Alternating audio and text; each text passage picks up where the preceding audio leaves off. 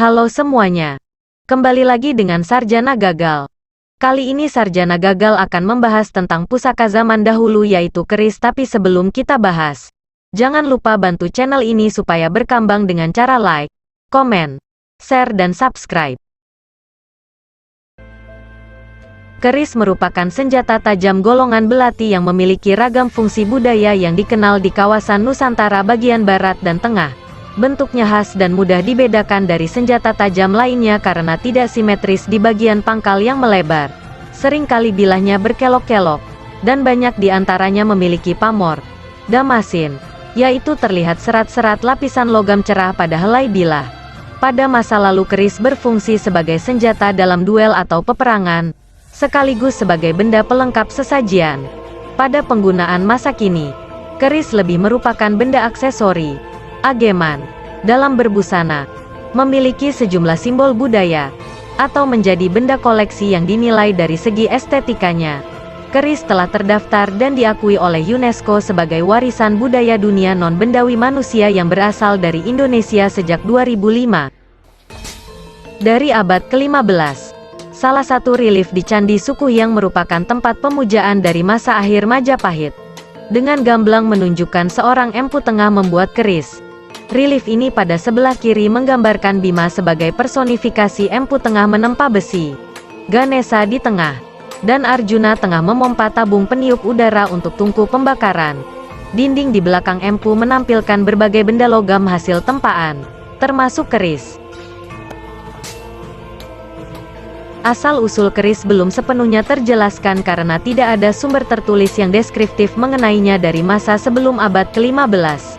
Meskipun penyebutan istilah keris telah tercantum pada prasasti dari abad ke-9 Masehi, namun diperkirakan asal mula penyebutan kata keris merupakan singkatan bahasa Jawa dari melungker-melungker kang bisa ngiris.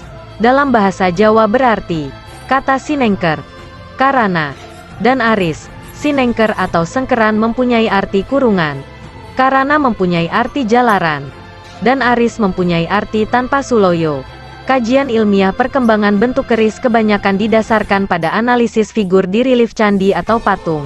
Sementara itu, pengetahuan mengenai fungsi keris dapat dilacak dari beberapa prasasti dan laporan-laporan penjelajah asing ke Nusantara. Pada masa kini, keris memiliki fungsi yang beragam dan hal ini ditunjukkan oleh beragamnya bentuk keris yang ada.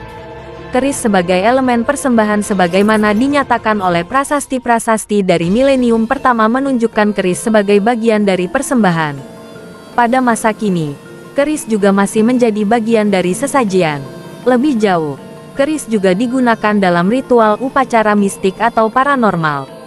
Keris untuk penggunaan semacam ini memiliki bentuk berbeda, dengan pesi menjadi hulu keris, sehingga hulu menyatu dengan bilah keris. Keris semacam ini dikenal sebagai keris sesajian atau keris Majapahit, tidak sama dengan keris tangguh Majapahit.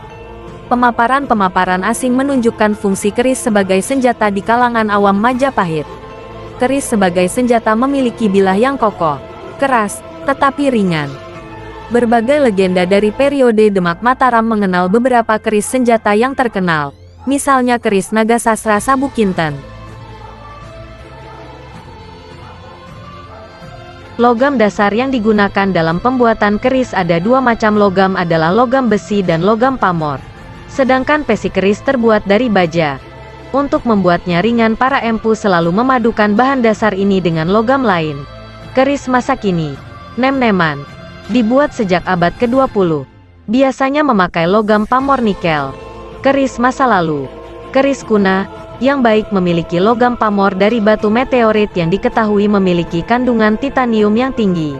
Di samping nikel, kobalt, perak, timah putih, kromium, antimonium, dan tembaga, batu meteorit yang terkenal adalah meteorit Prambanan, yang pernah jatuh pada abad ke-19 di kompleks percandian Prambanan.